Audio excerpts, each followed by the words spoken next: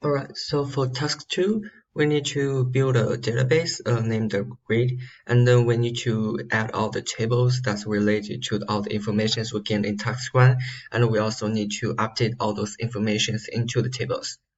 So to do that, I actually used the exercise we had before in the SQL session, and I just adjust the code a little bit to use it. So the first we need to register the GDBC driver, and then we're gonna make a connection to the database. And then here we're gonna create a database called the grid. But here I added one line to say that if the grid database already exists, then we need to drop it first to make a new one. And after the database is created successfully, we're gonna connect our system to the database grid. And then here, all those lines, we're creating different tables. So now I'm just going to talk about one table I created. Here we use the query create table if not exist, and then that's the name of the table. And here is here are all the attributes of the table, and this is the name of the attributes, and here is the variable kind. For example, here like we got the varchar, and we got the table the double.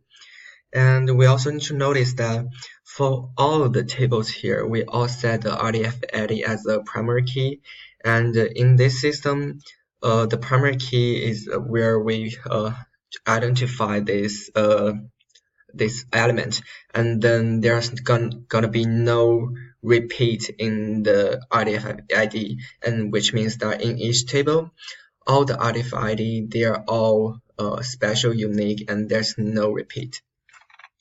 So after creating the table, I'm gonna update the table, and here we use the prepared statement, and I'm just gonna talk about one table, for example. Here we use one loop, and outside the loop we got one query. It's called insert into the table the values, and we got 2 question marks.